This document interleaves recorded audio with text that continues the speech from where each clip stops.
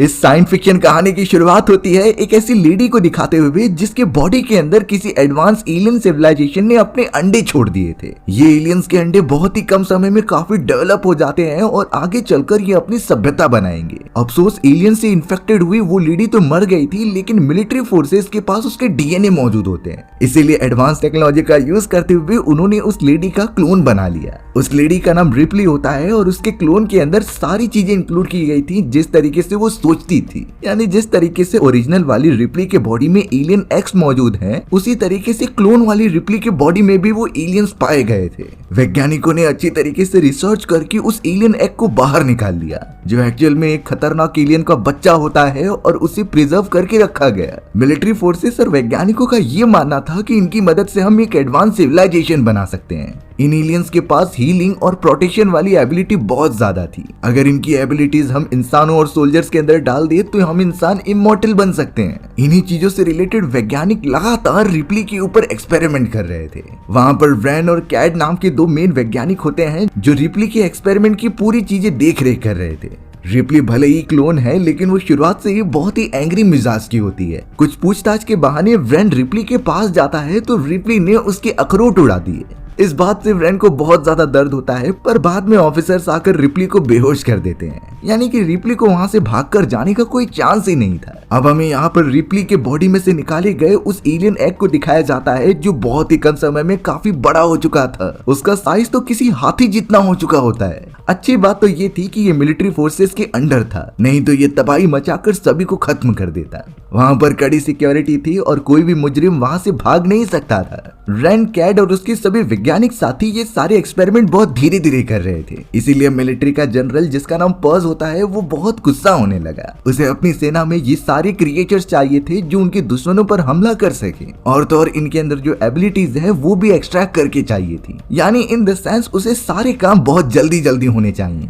इसी बात की वजह से जनरल वहां पर आ जाते हैं उन सभी से बातें करने के लिए। व्रैन और कैट तो रिप्ली के साथ बैठकर खाना खा रहे थे, लेकिन रिप्ली उन्हें एक अंदाजा देती है कि आगे चलकर कितनी खतरनाक चीजें होने वाली हैं। उन लोगों ने जो एलियन उसके बॉडी से निकाला है वो एलियन क्वीन है, यानी वो एलियन सबसे ताकतवर है और वो अपने जैसे कई सारे एलियन बच्चों को जन्म देगी। बट उन वैज्ञानिकों के पास एडवांस टेक्नोलॉजी होने के कारण वो बिल्कुल भी फिक्र नहीं करते। उन्हें लग रहा था कि अगर बात हाथ से निकल भी गई तो कई सारे रोबोट्स उन्हें पकड़कर मार देंगे।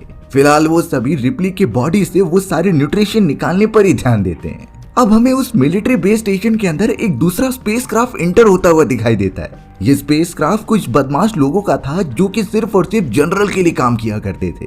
यानी कि वो जनरल के लिए कुछ ऐसे लोगों को पकड़ कर लेकर आते जिनकी कोई भी फैमिली बैकग्राउंड नहीं होता, और जनरल के वो वैज्ञानिक इन सारे लोगों के ऊपर अपने एक्सपेरिमेंट्स कर सकते थे। उस पूरे ग्रुप के लीडर का नाम आर्क होता है जो बहुत सारे लोगों को पकड़ कर लेकर आया था। जनरल उसे अपनी कीमत देते हैं और वहां से जाने के लिए कहते हैं, लेकिन आर्क जनरल से रिक्वेस्ट करने लगा कि वो कुछ दिनों तक यहाँ पर रुक जाएं, क्योंकि उनका करंट मिशन खत्म हो चुका है और वो पहले से थक चुके हैं। जनरल को इससे कुछ प्रॉब्लम नहीं थी, लेकिन उसने वार्निंग दे दी कि तुम सब लेबोरेटरी वाले एरिया में नहीं जाओगे। आर्क को ये बात मंजूर होती है और वो अपने क्रू मेंबर्स के साथ उसी जगह पर रुकने के लिए राजी हो गया। हमें तो अब रिप्ली दिखाई गई जो कि बास्केटबॉल प्रैक्टिस कर रही थी। पहले से उसका नेचर एकदम से काम हो चुका होता है और वो बिना वजह किसी पर हमला नहीं करती। तभी अचानक आर्क के ग्रुप का एक मेंबर जिसका नाम जॉनर होता है वो उसके पास आकर थोड़ा फ्लर्ट करने लगा। लेकिन चौंकाने वाली बात यह होती है कि जॉनर जब बास्केटबॉल लेने की कोशिश कर रहा था तो रिप्ली उससे छीन ले रही थी। यानी रिप्ली के रिफ्लेक्सेस बहुत ही ज्यादा थे और वो बहुत ही अच्छी तरीके से बास्केटबॉल खेल रही थी।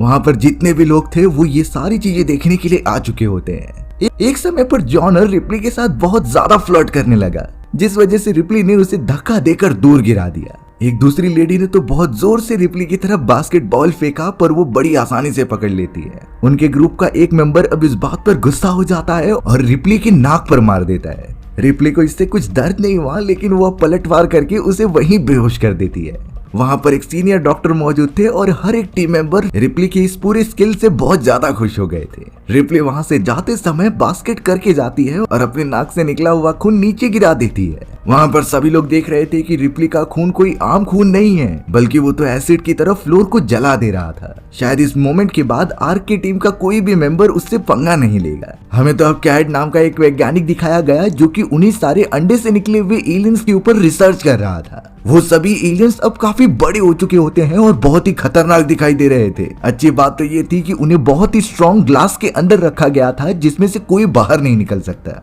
कैट तो एक एलियन के सामने बहुत ही अजीब तरीके के एक्सप्रेशंस दे रहा था जैसे कि वो उसके मजे ले रहा है, बट वो एलियन ट्राई करने लगा कि वो उस पूरे ग्लास को तोड़कर इन सभी को मार दे। बट उस चैम्बर के अंदर ऐसे फ्रीजिंग मशीन रखी हुई होती हैं जिसे एक्टिवेट करने पर वहां का टेम्परेचर बहुत कम हो जाएगा और इससे वो एलियन मर सकता था, इसका अंदाजा उसे खुद होता है। इसीलिए जब कैट ने उसे बटन दबाने की धमकी दी तो वो एलियन पीछे हट गया। इससे हमें इतना पता चल सकता है कि इन एलियंस की सोचने की क्षमता इंसानों जैसी ही है, यानी इनकी थिंकिंग एबिलिटी बहुत ही ज्यादा अच्छी हो सकती है। वहीं अब हमें आर्क के ग्रुप के अंदर कैल नाम की एक लेडी दिखाई जाती है जो कि अब अकेले ही चैम्बर के अंदर घूमने लगी थी। वो तो एक सिक्योरिटी डोर को हैक करके ओपन कर देती है जहाँ पर कोई और नहीं बल्कि रिप्ली रहा करती थी। दरअसल कैल को रिप्ली के ऊपर कुछ रिसर्च करनी होती है, इसीलिए वो उसके बॉडी को चेक करने लगी कि उसके अंदर कुछ चेंजेस भी आए हैं कि नहीं। रिप्ली को उस समय होश आ गया और वो तुरंत ही कैल को पकड़ लेती है। कैल के हाथ में एक चाकू था और वो रिप्ली को कहने लगी कि तुम शांत रहना नहीं तो मैं तुम्हें मार दूंगी। लेकिन रिप्ली तो अब खुद ही उसका चाकू लेकर अपने हाथ में घुसाने लगी जिससे कि उससे कुछ भी नहीं होता। इस बात से ये प्रूफ होता है कि रिप्ली की पूरी बॉडी काफी एडवांस सेल से बनी है।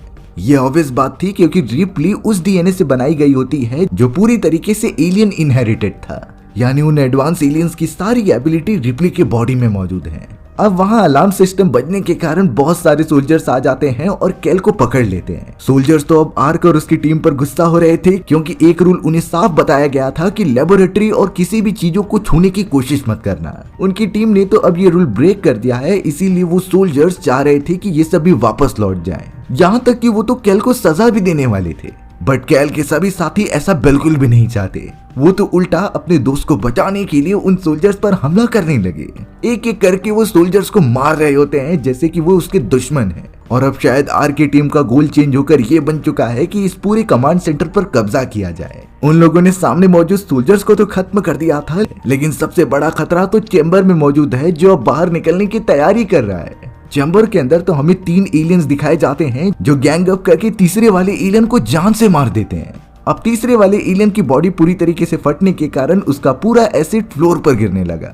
वो फ्लोर जो मल्टीपल लेयर्स में बटा हुआ था, बहुत ही तगड़ी एसिड के कारण वो जल जाता है और वहां छेद हो गया था, यानी उन एलियंस को बाहर निकलने का रास्ता मिल जाता है।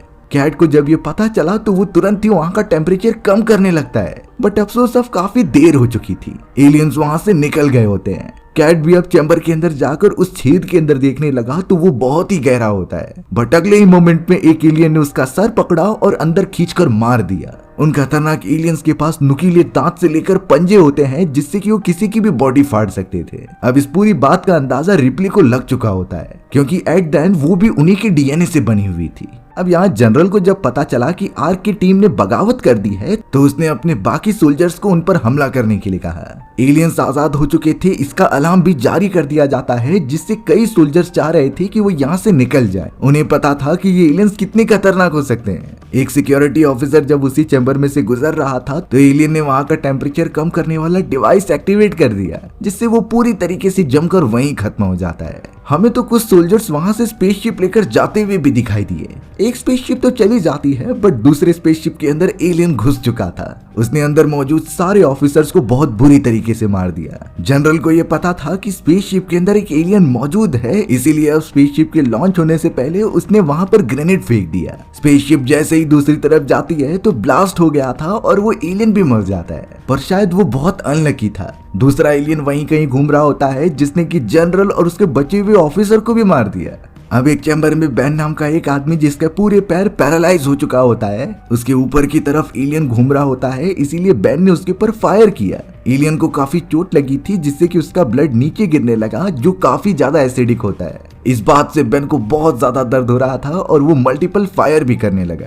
रिप्ली भी जिस चैम्बर में होती है वहां का एक दरवाजा तोड़कर एलियन अंदर घुसने की कोशिश कर रहा था। रिप्ली ने सेंस कर लिया कि ये एलियंस उससे ज्यादा ताकतवर हो चुके हैं, इसीलिए उसने एक दूसरा रास्ता निकाला और शॉर्ट सर्किट करके वहां से निकल गई। रिप्ली उस एलियन से डर नहीं रही थी बल्कि खुद को बचा रही थी। अब यहाँ आर्क अपने सारे ग्रुप मेंबर्स के साथ हो जाता है और अपने दोस्त बेन को ढूंढने के लिए चला जाता है, बट उस चैम्बर में कोई भी नहीं था और इसीलिए आर्क धीरे धीरे आगे बढ़ रहा होता है। अचानक नीचे की तरफ से एक खतरनाक एलियन ने आर्क को नीचे खींच लिया और उसे बुरी तरीके से मारने लगा। उसकी आवाज सुनकर बाकी क्रू मेंबर्स भी वहां पर आ जाते हैं, बट काफी देर होने के कारण अब आर्क की मृत्यु हो चुकी थी। अब जैसे ही वो उस एलियन को मारने जाते तभी नीचे से किसी ने फायर करके उसे खत्म कर दिया। ये कोई और नहीं बल्कि रिप्ली थी, जो एक टनल के रास्ते से वहां से बाहर निकल रही होती है। क्रू मेंबर्स ने तो अब वहां के डॉक्टर से पूछा कि आखिर यहाँ पर कितने एलियंस मौजूद हैं। उसने साफ बता दिया कि हम 12 एलियंस के अंडों पर रिसर्च कर रहे थे और अब वो काफी ग्रोन हो चुके हैं। रिप्ली ने क्रू मेंबर्स को समझाया कि हमें एक साथ रहकर उनसे फाइट करनी होगी, नहीं तो हम में से कोई भी नहीं बचेगा। सभी अपने अपने वेपन्स लेकर आगे बढ़ने लगे उन एलियंस को मारने के लिए। थोड़ी देर में उनकी मुलाकात बेन से भी हो जाती है, जो खुद को बचाते हुए फिर रहा था। रिप्ली ने एक और बात बताई कि ये स्पेसशिप अभी भी मूव हो रही है और इसकी डायरेक्शन चेंज हो चुकी है। डॉक्टर इस बात को कंफर्म करते हुए ये कहने लगा कि स्पेसशिप ऑटो पायलट मोड पर है और वापस पृथ्वी की तरफ जा रही है।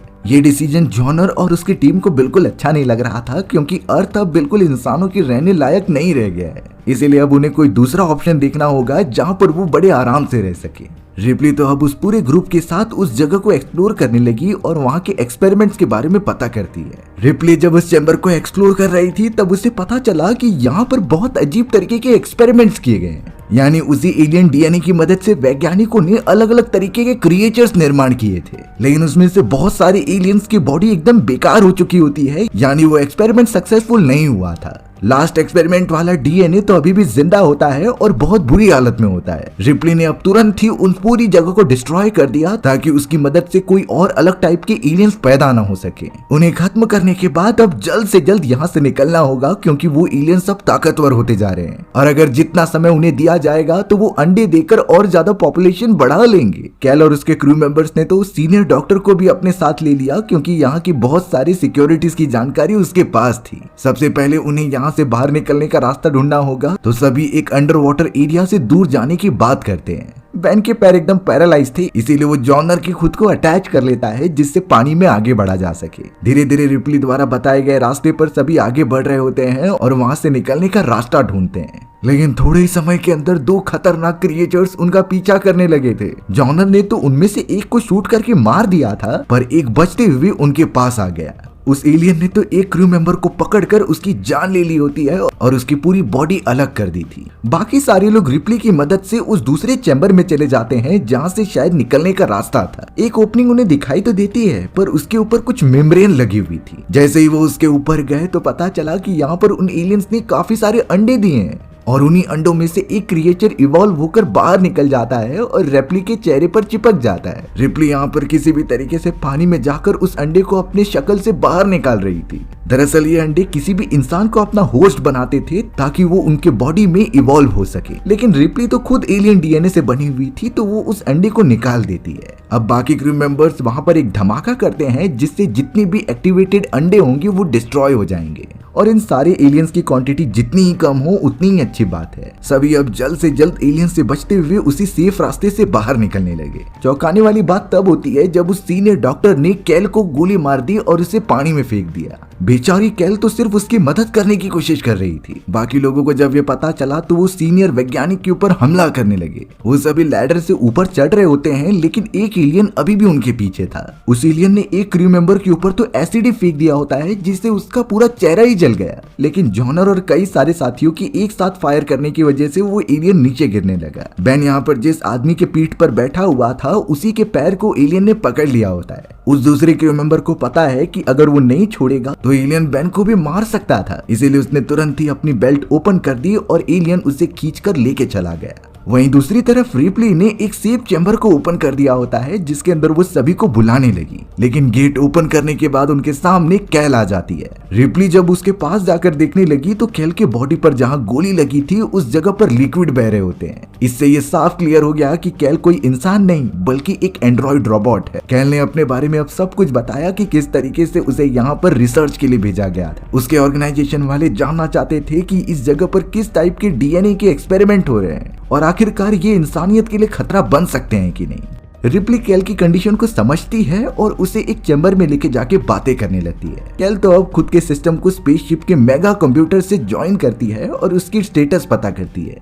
थोड़ी देर बाद कैल ने रिप्ली को बताया कि भले ही ये स्पेसशिप पृथ्वी की तरफ जा रही है, लेकिन इसके अंदर इतनी ज्यादा पावर नहीं कि ये वहां तक पहुंच पाएगी। इसका बहुत सारा पावर कंजम्पशन हो चुका है, तो ये बीच रास्ते में ही डिस्ट्रॉय हो सकती है। यानी उन्हें किसी दूसरे एस्केपिंग पॉड का यूज करके यहाँ से निकलना होगा। थोड़ी देर बाद रिप्ली अब सभी को लेकर आगे बढ़ने लगी थी उस सीनियर एम्प्लॉय के पास जो अभी भी किसी चैम्बर में आजाद घूम रहा था। अब तो जॉनर कैल के ऊपर काफी गुस्सा हो जाता है क्योंकि उसे पता चल चुका है कि ये स्पेसशिप डिस्ट्रॉय होने वाली है, यानी एटलीस्ट वो अर्थ तक भी नहीं पहुंच पाएंगे। पर रिप्ली ने वहां कंडीशन संभाल लिया था और जॉनर को मारने की धमकी देने लगी। अचानक अब रिप्ली को कुछ आवाजें आती हैं। वो नीचे कान लगाकर सुन रही थी, लेकिन ये आवाजें कहीं दूर से आ रही होती हैं। अचानक अब रिप्ली नीचे गिरने लगी क्योंकि वहां से एक एलियन ने उस पर अटैक कर दिया होता है। सभी लोग वहां पर देखकर चौंक गए क्योंकि एलियंस की इतनी ज्यादा क्वांटिटी उन्होंने कभी एक्सपेक्ट ही नहीं की थी। फिलहाल के लिए वो सभी एलियंस रिप्ली पर हमला नहीं करते क्योंकि उसके अंदर भी एलियन डीएनए ही मौजूद था। वो उसे अपने नेस्ट की तरफ लेकर चले गए जहां एलियंस की क्वीन रहा करती थी।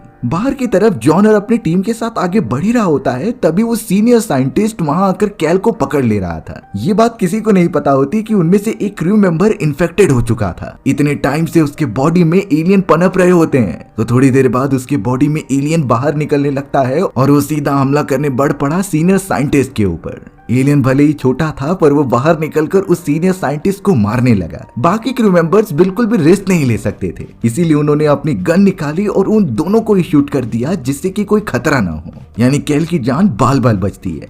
रिप्ली जब होश में आ रही थी तो वो नोटिस करती है एलियन क्वीन को, जो और ज्यादा इवॉल्व होती जा रही है। वहां उसके कई सारे ऑफस्प्रिंग्स मौजूद थे जो शायद समय के साथ साथ और ताकतवर बन जाएंगे। रिप्ली तो यहाँ नोटिस कर रही थी कि एलियन क्वीन सबसे ज्यादा हाइब्रिड एलियन को जन्म दे रही है। उस एलियन के बाहर निकलने पर पता चला कि उसकी शक्ल तो किसी इंसान जैसी मिल रही थी, यानी उसके अंदर ऑलमोस्ट सारी चीजें इंसानों जैसी हैं, सिर्फ वो इंसानों से बहुत ज्यादा ताकतवर था। प्रॉब्लम की बात ये हो गई कि उस न्यू बॉर्न एलियन ने अपनी मदर क्वीन को मार दिया। वो पता नहीं क्यों रिप्ली को सेंस करके उसे अपनी मदर समझने लगा होता है। उसी जगह पर हमें एक क्रू मेंबर दिखाया गया जिसकी जान अभी भी बची हुई थी और वो जोर से चिल्ला रहा था। ये सारी बातें हाइब्रिड एलियन को अच्छी नहीं लगती, इसीलिए वो तुरंत ही उसे मारने चला गया। इसी मौके का फायदा उठाकर रिप्ली तुरंत ही वहां से भागने लग जाती है। वो ऊपर की तरफ चढ़ रही थी और उसे पता था कि बाकी क्रू मेंबर्स स्पेसशिप की मदद से यहाँ से निकल रहे हैं, तो वो जल्द से जल्द एक लंबा जंप लगाती है और स्पेसशिप के ऊपर कूद जाती है। बाकी भी बहुत ज्यादा खुश हो गए कि रिप्ली सही समय पर पहुंच गई है। तो अब सारे क्रू मेंबर्स जल्द से जल्द यहाँ से टेक ऑफ की तैयारी कर रहे थे। रिप्ली ने तो सारे सिस्टम को चेक करना स्टार्ट कर दिया था और वहीं कैल भी उसकी मदद कर रही थी। कैल जब वहां के डोर को बंद करने के लिए जाती है तो वो साफ साफ देख पा रही थी कि हाइब्रिड एलियन भी उनकी स्पेसशिप में आ चुका है। वो बहुत ज्यादा खतरनाक लग रहा था, जो किसी को भी नहीं छोड़ने वाला। कैल तो वहां से अंदर चली जाती है, पर बाकी क्रू मेंबर्स उस पर फायरिंग करने के लिए आ गए। हाइब्रिड एलियन बहुत ज्यादा ताकतवर हो चुका था और उसके बॉडी पर बुलेट्स का कोई असर भी नहीं होता। उसने तो सामने आए कई सारे क्रू मेंबर्स की जानें ले ली। रिप्ली को भी जब इस बारे में पता चलता है तो वो उस हाइब्रिड एलियन के पास चली गई। हाइब्रिड एलियन रिप्ली को कुछ नहीं कर रहा था क्योंकि वो उसे अपनी मदर मानता है। रिप्ली भी उसे चकमा देने के लिए हाइब्रिड एलियन को टच करने लगी और ऐसा फील कराती है कि वो यहाँ पर सेफ है। जैसे उस एलियन का ध्यान भटक रहा था तो रिप्ली ने एक मिरर के ऊपर अपना ब्लड वहां पर छिड़क दिया। इसकी वजह से उस मिरर के ऊपर एक छेद बन जाता है और सारी वैक्यूम बाहर जाने लगी। उसका फोर्स इतना ज्यादा तेज होता है कि वो एलियन भी अब उसमें खींचा चला जाने लगा। रिप्ली ने तो केल को सावधानी दी कि तुम किसी चीज को कस के पकड़ लो जिससे कि ये एलियन मर जाए। वो हाइब्रिड एलियन अब कुछ समझ नहीं पाता और उसी छेद की तरफ खींचा चला जाता है। फोर्स अब इतना ज्यादा बढ़ गया था कि उस छोटे से छेद में से एलियन की पूरी बॉडी पास होने लगी, यानी उसकी बॉडी के छोटे छोटे टुकड़े हो जाते हैं। बहुत ही कम समय में हाइब्रिड एलियन की पूरी बॉडी खत्म होने के साथ साथ वो अंतरिक्ष में चली गई, यानी वो मर चुका है। उनकी वो बड़ी सी स्पेसशिप जिसमें पहले से कई सारे एलियंस के अंडे थे वो पृथ्वी पर गिरकर डिस्ट्रॉय हो जाती है। यानी इसमें बात तो साफ थी कि एलियंस में से कोई बचा नहीं होगा। पर अब जो स्पेसशिप में वो सभी मौजूद थे वो भी अब काफी तेजी से एनवायरनमेंट में घुसने लगी। जॉनर और कई सारे टीममेट्स ट्राई करते हैं कि स्पेसशिप को कंट्रोल में ले लिया जाए। स्पीड अब इतनी ज्यादा बढ़ गई थी कि स्पेसशिप का टेम्परेचर भी बढ़ने लगा। सभी ने बहुत ज्यादा मेहनत की और एक लिमिट तक पहुंचने के बाद स्पेसशिप कंट्रोल में आ जाती है। इस बात से वो सभी खुश हो गए और एकदम जश्न मनाने लगे कि उनकी जान बच चुकी है। साथ ही साथ उन्होंने एलियन सिविलाइजेशन को बढ़ने से भी रोक दिया। रिप्ली को तो कई सारी चीजों के बारे में पता चला होता है जिससे कि शायद वो ऑर्गेनाइजेशन वालों को बताएगी और हमारी भी कहानी इसी तरीके से यहीं खत्म हो जाती है। सो व्यूअर्स, आपको ये स्टोरी कैसी लगी कमेंट सेक्शन में बताना भूलना मत। और अगर आपको मेरा एक्सप्लेनेशन 1% भी अच्छा लगा होगा ना तो वीडियो को लाइक एंड चैनल को सब्सक्राइब जरूर कर देना। मिलते हैं इसी तरीके की मजेदार वीडियोस में, तब तक के लिए बाय बाय।